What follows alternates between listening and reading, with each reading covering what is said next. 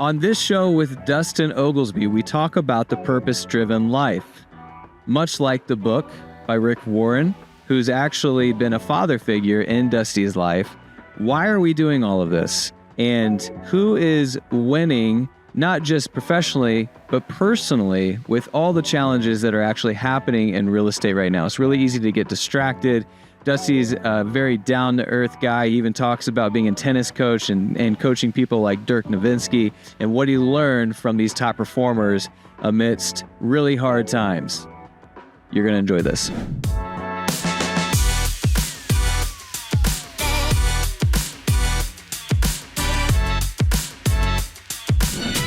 Welcome back to the show. I'm your host, Remington Ramsey. We are Top 5% Global Podcast because you share this with your friends. I hope you share Dusty Oglesby with your friends. He is the owner and founder of Define Coaching. After 15 years of being a top producer, starting on a team, then starting his own team, getting to the 7th level team in Keller Williams, becoming a bold coach, and now starting his own coaching company. Welcome to the show, Dusty. Man, thank you so much. I appreciate it. In 15 years, bro, I can't believe I've been in this game for 15 years. So, well, you've seen some things at this point, and that's kind of what we want to talk about today. In the pre-show, we were talking about top performers. For the first time, I've been in the gig. We just celebrated our 10-year anniversary for real producers, and then I was in real estate for a few years prior to that, selling closing gifts. So I'm about the same trajectory as you. And for the longest time, we just saw up, especially in the Midwest, where we're still trying to catch up to the prices of, coastal, in places like Nashville, where you are. You're in Nashville. I'm in Dallas. Dallas, but you were in Nashville. Yes. So Dallas is a great example. Charlotte is like Indianapolis, where I am. We were still trying to catch up to these other, mid to big cities. And we just saw growth. Well, obviously with COVID and different things, and now the market, we're seeing for the first time top performers who are struggling that have never struggled before. And when I said that, you're like, I coach top performers and they're in a battle. Tell me what's different about what we're seeing right now. Yeah. I mean, literally everything you just said is spot on, Remington. For so long in our industry, right, it has been on that upward trajectory, right? Especially you look at the COVID days, and it was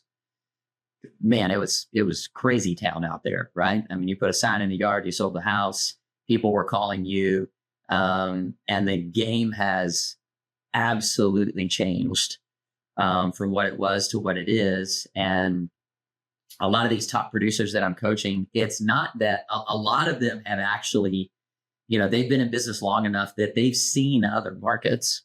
It's not like they haven't been in other markets, and it's not like they weren't successful in other markets.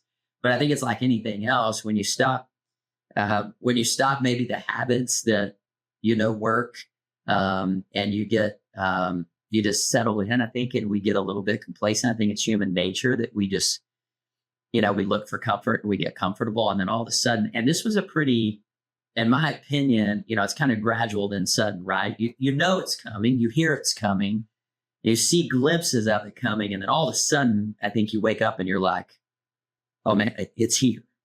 And now what are we going to do? So a lot of calls that I'm on right now are, hey, we feel like loss. We've got listings that aren't moving, regardless of our price reduction and everything. They're not moving. We have, we also have people that are sitting on a 2.5%, 3.5% interest rate that aren't going to move. And then we have buyers that I think are just afraid, right? And to them, a buyer today, they're thinking 6.5%, 7.5% interest is just terrible, which actually is warning.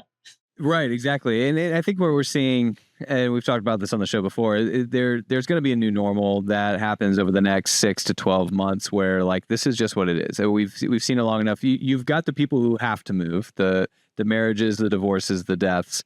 And then you've got that second tier that is still waiting for something to happen that's probably not going to happen. And so now we've got a decision to make. And if you want to live your dream, you're going to have to eat a little bit more. And it's the same thing for people in real estate, because I think what happens is we see the success and we get the money, and then we start living a certain lifestyle. And so what actually hurts us is not the fact that the business is not as easy as it once was, because we can still find the same success, but it just takes more effort, more work, and more time. So you have one of two options. You can, if it takes 5, just for lack of, all being on the same page, if we're a vendor and for our business, it takes 5 calls to make 1 sale, and now it takes 10 calls to make 1 sale, you got to make 10 calls if you want to see the same success. So you've got 2 options. You do more work, or you do the same amount of work and you just see less success. But the challenge there is once people start living a certain lifestyle, they very rarely want to give that up. And so it's the battle of, are we going to change our lifestyle to get through this, or are we going to work harder, which in both cases changes what you're doing on a daily basis? Is that what you're seeing? Yeah, absolutely. Well, it's actually the conversation we're having is both sides of what you just said, Remington. One going, hey, it's a good time for you to take a hard look at how you live and your expenses, and take a look at what do you need to cut, right? And I coach them, go to your personal first, and then go to your business second, and look at that. But then to your point, if you want to win, and especially if you want to maintain the lifestyle that you have, you said it spot on when you said effort. Like, to me, effort's the equalizer, right?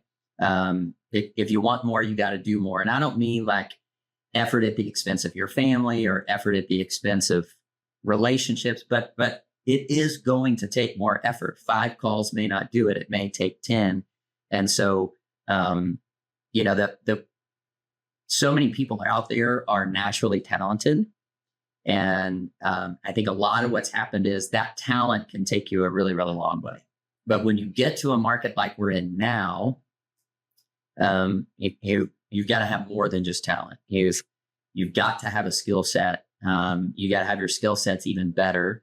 And then effort is a choice, right? Talent's like the lottery. All of us have talents, but those are kind of great, like kind of given to us, right? But then the effort piece is a choice. And so the biggest things I'm coaching those top producers to right now is effort's the equalizer. The other thing I'm telling them is they got to stack the proof. Like, they've been good at this for a long time. If they want to win in this market, they've got to, in this market, it's proof over promise, right? Technically it's like that in every market, but especially in this one, they've got to stack the proof. And then they've got to be, obsessive about what they want. Proof over promise. What does that mean? Yeah. So I see a lot of people, say a lot of things, right? We're in a digital age. Everything's on social media, and we can all agree or disagree, but there's plenty of things on social media that aren't always as they appear to be, right? And so what I mean by proof over promise is, you can say to me, you can do these things, or you can prove to me that you have done these things, which gives me a higher level of confidence in what you're doing. And so if you're a top producer out there right now, my high school tennis coach always told me, dance with what brung you. And what he meant by that was, like, you already know how to do this. You know how to do it well. And so it's not necessarily that we've got to change everything we're doing, but we need to go back to the proof of what we know works.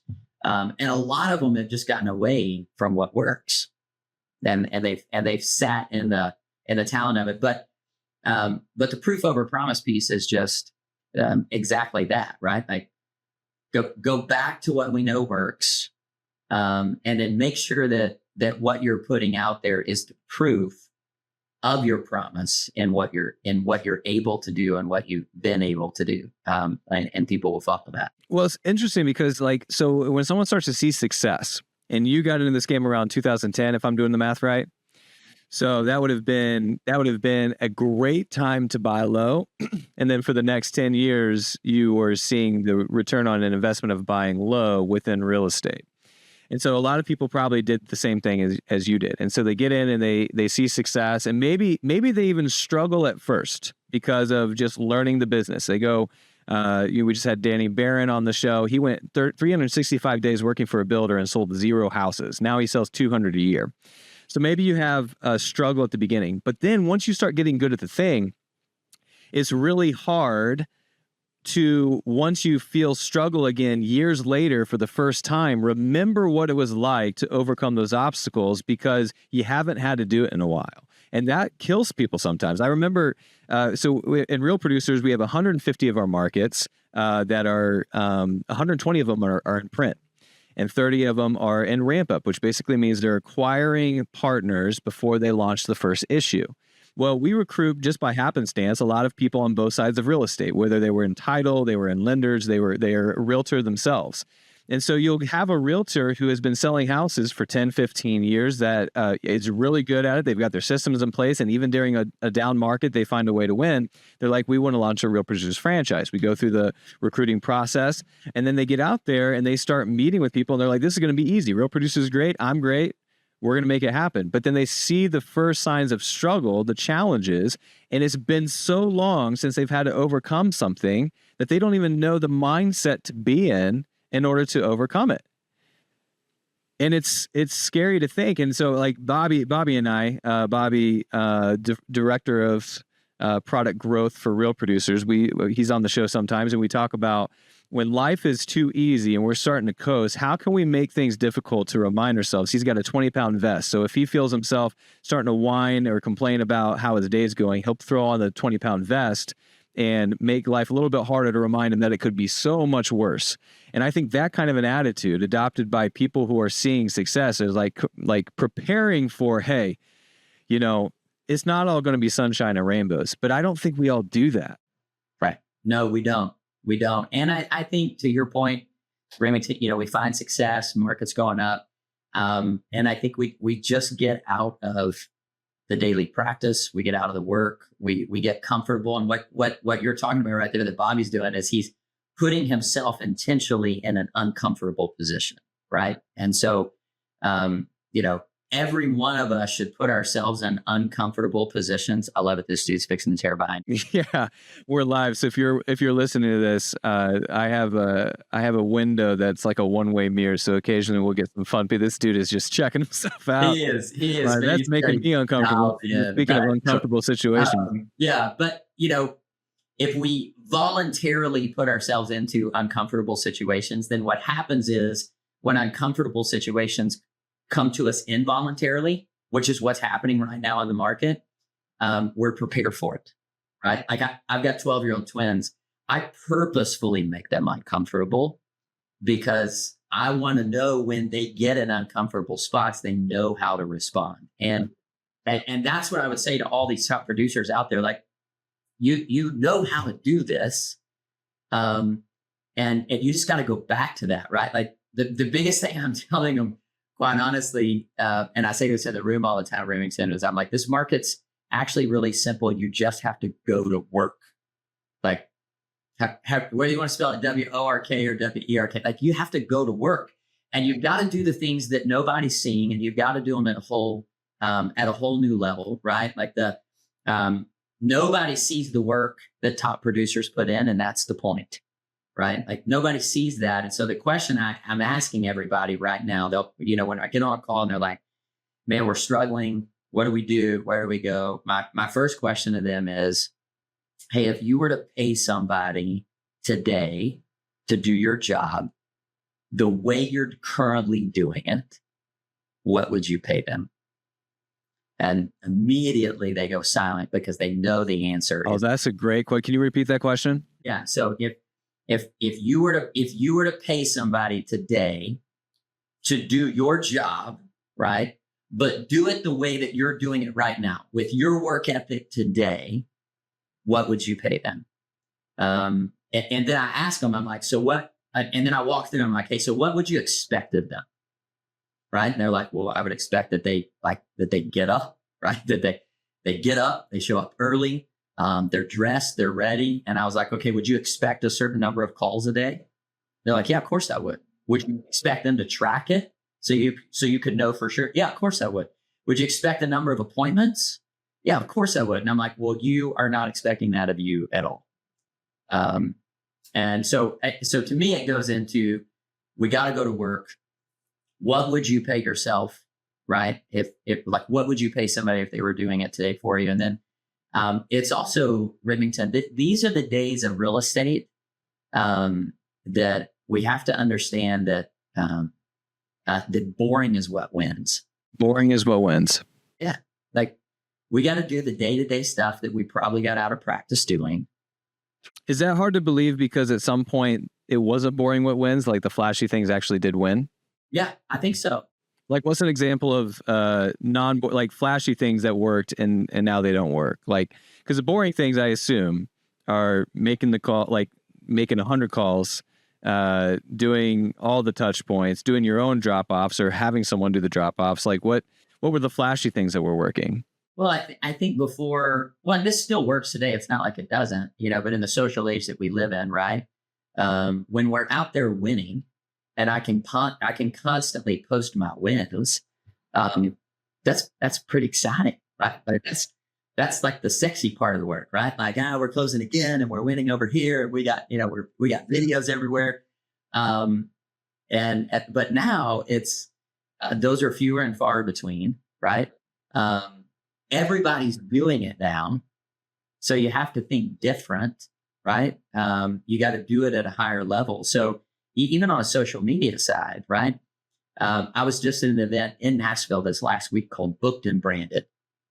And I was blown away by the level of effort and time and thought that went into what these people are doing on a digital front. Like, blown away. So it's not just the day-to-day calls. It's also in, hey, if what we were doing isn't working, what do we need to do to increase that game? And every single answer to that is going to be a higher level of effort, a higher level of thought, higher level of commitment. You mentioned before that you came from tennis, and so you were a tennis pro and then a tennis coach, even coaching people like you said, Dirk Nowitzki. That's a story. How did you meet Dirk, and how did you start coaching him in tennis? I did. So yes, I got to coach Dirk for a little bit, which is pretty funny, Remington. You can't see this on this side of the screen, but I'm 5'6" on a good day. Okay. Yeah, I can imagine being on the other side of a 7-footer serving a tennis ball. Yeah, Dirk is 97'1". So a lot of folks don't know this about Dirk. Dirk was actually like the top junior tennis player in Germany until he was like 14, and he started playing basketball. So, very long story short, I have a very close friend who is way better than me at tennis. He's also in real estate now. Paints, this is your shout out if you're listening, Andrew Painter. He was the real deal, played Agassi at Wimbledon on center court, right? He's a real deal. So he was actually coaching Dirk. I was not. But he had a car accident. My buddy had a car accident and called me one day and was like, hey, the guy I've been coaching that I haven't told you who it is, he wants to keep going. I'm going to send you to his house. So I just showed up at his house, Remington. I didn't even know whose house I was going to.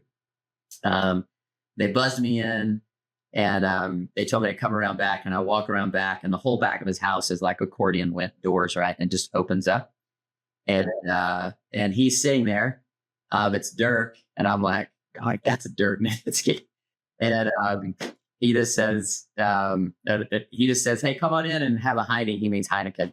And so I went in, and all of his furniture, right, is custom made for him because he's 7'1". So I hop up on his couch. Yeah. And my legs just go straight out, bro. No way. That's so funny. So anyway, but yes, I got to coach him. And actually tying that into this, man, like, you talk about a guy right there, played in the NBA for 21 seasons. Okay.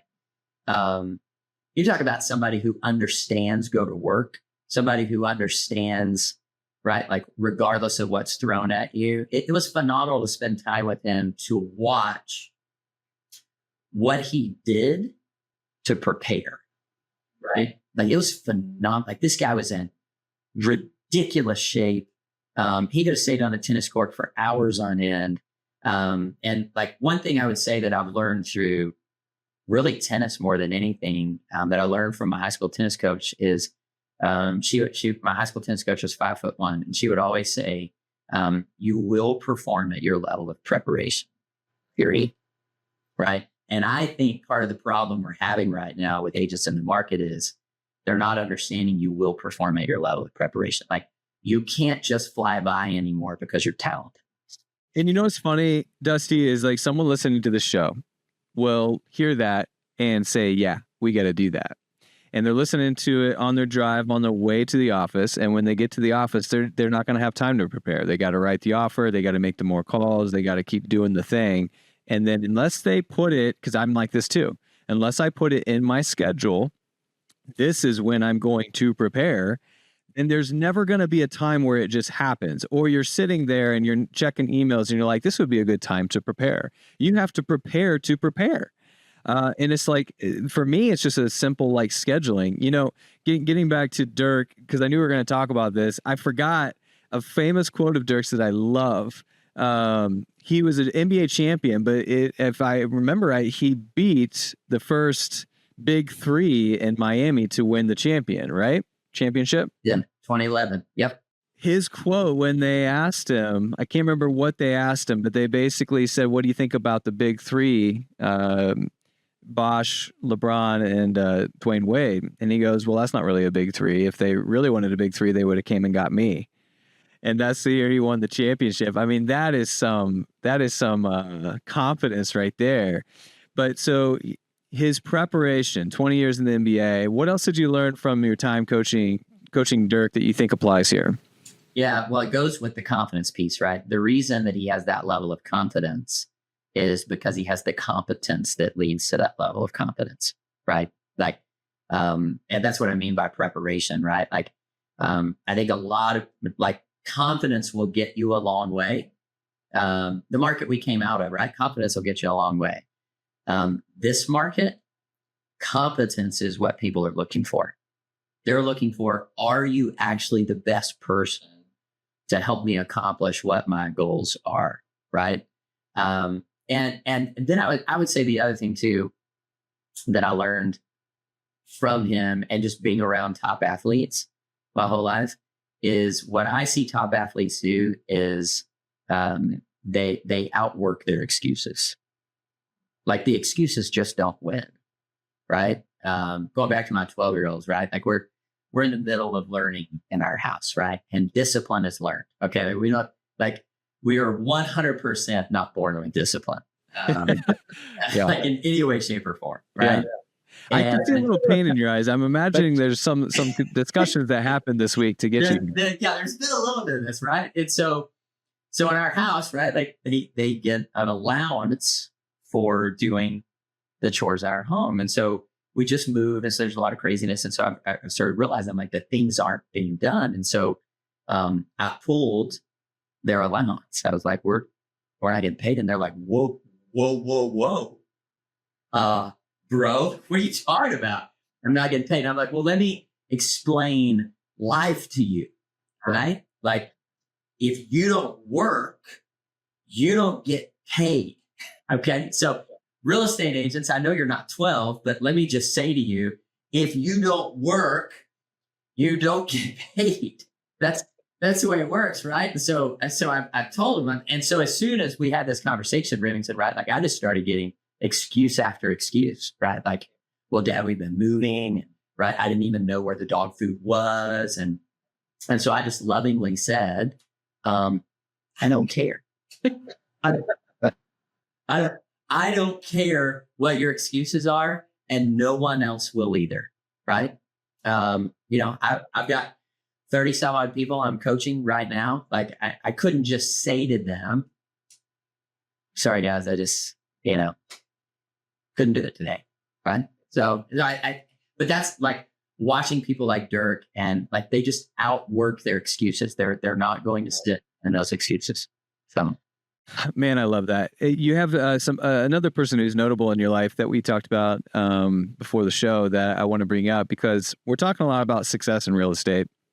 And I love, we talk a lot about that on the show, but past that, why we're doing the thing, why we're trying to find success, why we're trying to work hard and make money and provide this life for ourselves and our families and everyone else around us.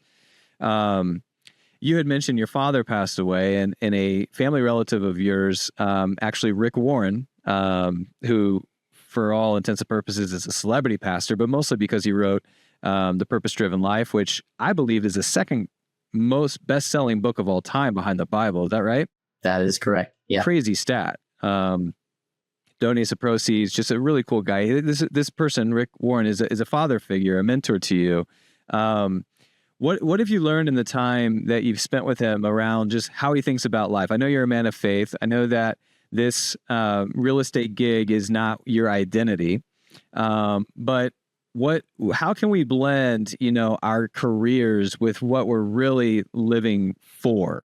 Yeah, that's a great question, man. And I think it really goes to the title of Rick's book, right? I think it's the second best-selling book on the planet because every single one of us are searching for purpose, right? Like what's the why behind all of it, right? And I think especially in this season right now when the going does get tough, right? And maybe things aren't going our way and talent doesn't seem to be enough. I always ask when I'm in rooms, I always ask if anybody's runners, right? I'm sure some of you out there are runners, like you run on purpose, right? You're not getting an award or anything. You just like to run. There's a great quote out there, and I don't even know who says it, Remington, but it ties everything that we're talking about. And the quote is, when you're running a marathon, you better know why you're running because the last mile is going to ask you, right? Now, I've never run a marathon, but my buddies who have tell me it starts asking long before the last mile. But I think that's the question we've got to ask ourselves right now, because what's happening in the market is the last mile is asking. It's asking like, hey, do you know why you're doing this? And when we get to days like this, if we don't know why we're running, I think we're going to be prone to wonder and we're going to be prone to quit, right? And so what I've learned from Rick is that you can't ever lose sight of that why. You can't ever lose sight of the purpose behind all of it. And I think for everybody listening, you got to go back to that today. Like, why is it so easy to get distracted from that? Because I mean, I hear you saying that, and I believe that, and I'm sure people who are listening are like, yeah, that makes sense. But then they look at their own life. I look at my own life, and I'm like, yeah, dude, I get so distracted, and I get convicted every time someone says this because I know that I'm distracted again. Why is it so easy to get distracted? Why is it so hard to apply this simple thing that you're saying? Well, I think it's because the culture of our world celebrates our busyness, right? And so we just get caught up. And hey, here's the reality: like if you're doing this business at a high level, you are busy, right? Like I mean, you have plenty to do. I think it goes back to what you said earlier, Remington, too. Like if you don't put this, like if you don't put down on your calendar time to be grounded, time to set your mind and heart right. Like if that's not there, you will run right past it. You'll go straight to the email. You'll go straight to the phone call. And I think that's what most people do. And so a lot of the coaching that I do doesn't have anything to do with their real estate stuff. It has to do with, hey, let's look at how you actually are doing this. Like, do you have a morning routine that actually sets you up to win, right? Do you slow down enough? Like there's a great guy that I've had the gift to be able to walk alongside and see winning out there. His name's Scott Maloof. Scott, here's a shout out, Scott Maloof. He's with Keller Williams, just a stud. One of the things he does is he doesn't even look at his phone until he gets into the office. And that's brilliant, right? Because our biggest distraction is actually right here in our hand, right? So, I think we just have to recognize, like, put those things down, stay focused on the things that mean the most. We will get further in that. Like real estate will run your entire world if you allow it to. It'll like it in every way. And so my wife tells me all the time, Dusty, if you don't run your calendar, everybody else will have no problem running it for you, right? And they will. So, so we've got to lock in. What does that time in the morning look like? When do we put this down and be present, right? I think 3 keys right now is how are you showing up in every area of your life and your business. Like, are you showing up and checking a box, or are you showing up? Right. I think number two is, what level of present are you? Right. Like in the middle of your daily activities, what level of present are you? When you're with your family inside your four walls, what level of present are you? Because you can be present and not be present. Right. And then I think the third, and this is where everybody has to really hone in, is just consistency. Right. To me, regardless of the market, it's time on task, over time done consistently. That's how we win, regardless of the market. So, but yeah, I mean, I could literally do a podcast probably for the next 12 hours on everything that I learned from Rick. But I will say, man, that the biggest thing is just recognizing that there is purpose in all things, but we have to seek the purpose. I love it. This has been convicting.